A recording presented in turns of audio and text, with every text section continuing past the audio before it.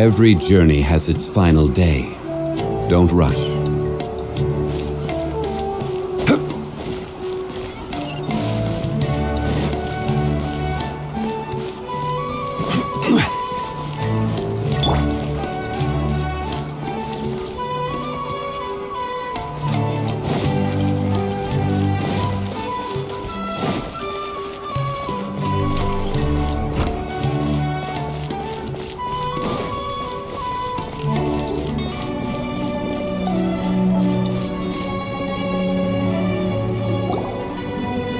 This rug here is quite something. The craftsmanship is exquisite, and the fabric is also of high quality. Ah, here you are. Finally, I found you. Hey!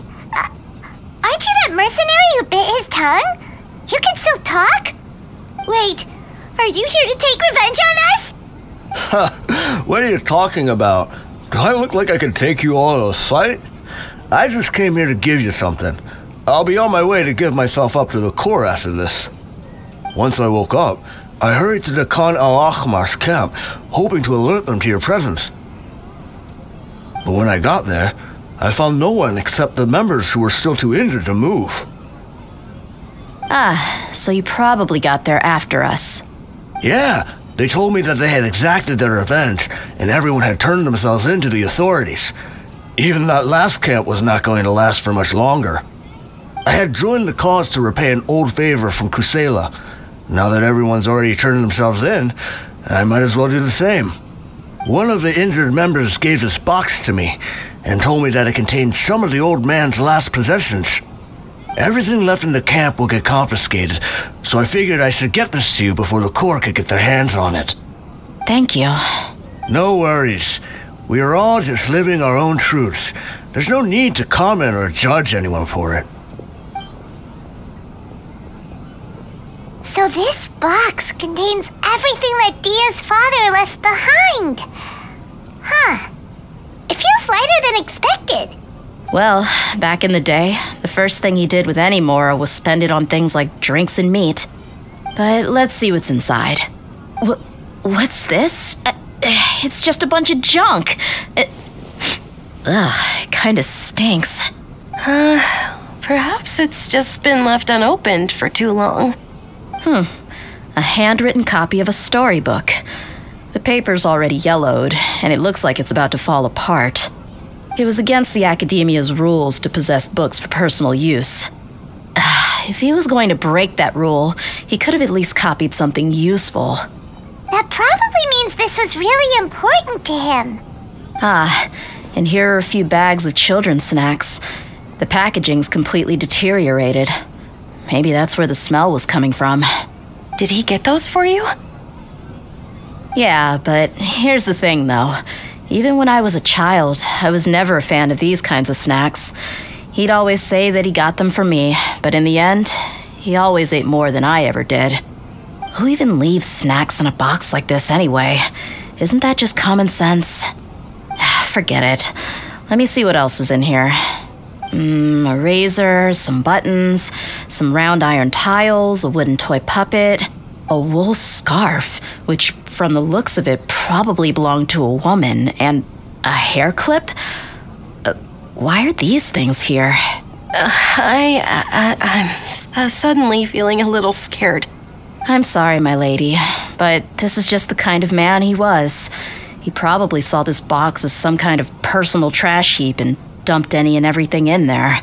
2 empty liquor bottles. Tell me, you guys, are these the kinds of things that a normal person would leave behind? Huh? There's something in the bottle! Oh, you're right. All right, I got it out. It seems to be a piece of paper with some writing on it. The bottom part's all damaged from moisture, though. Let's hope the writing didn't smudge.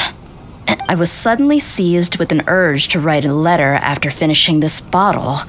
I just folded it up and left it in the bottle, though. If I end up forgetting about it, it won't really matter. To Dia. It's a letter for me? It's all right. I'll just read it out. If he went to the trouble of writing a letter, there must have been some important things that he wanted to say. or at least record down. My condition's becoming worse and worse. Can't even walk without a cane anymore, much less go out and have fun. Guess I don't have many days left. If you're reading this letter, then I suppose I'm already long gone. You were adorable as a baby. Everyone loved you. And regardless of whether you were crying or laughing, everyone enjoyed having you in the group. But once you grew a bit older, you were no longer nearly as happy or cute. It's probably Idrisi's fault. He was never up to any good. Can you believe this guy? He can point the finger at himself. Anyway, back to the point. To summarize, I'm writing this so you would know not to feel sad for me, even if you end up finding out the truth. The reason being that I was never your father to begin with. Wait, what? Surely, he must be joking, right? I don't know. I was quite formidable when I was young, and 100 times cooler than some so-called flame main. It really felt like the whole world was under my feet. With just a teeny tiny bit of effort, I felt I could rule over the entire desert. But as fate would have it, I went out into the desert for a drink one day and discovered a baby in the sands. It was you. You were just lying there, small and helpless. You were so tiny that if the wind blew for just a little while longer, you would have been buried forever. But your cries were so loud they made my head hurt. Now that I think of it, you really were a bundle of energy.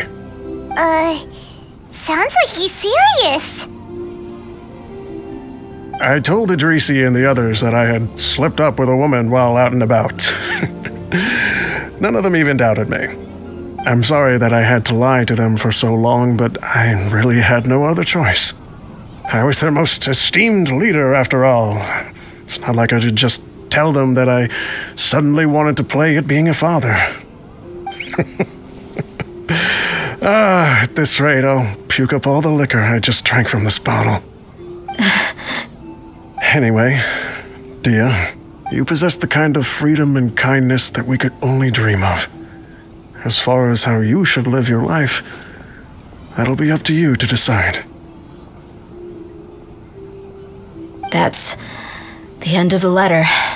In the end, he was still thinking of me as a little child.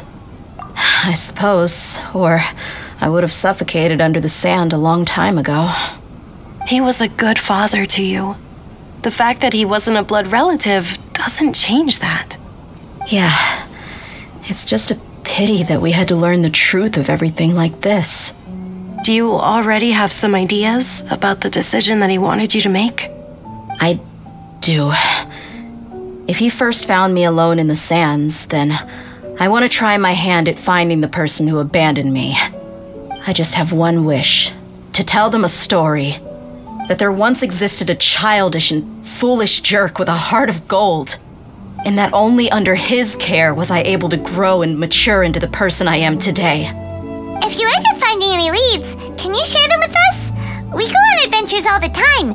Maybe we'll be able to find some information for you. Sure, I appreciate it.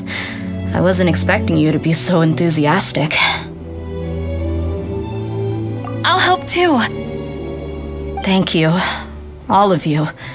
Thank you so much. My life has certainly had its twists and turns, but I've always considered myself lucky. Because no matter where I've gone, I've always been surrounded by incredible kindness.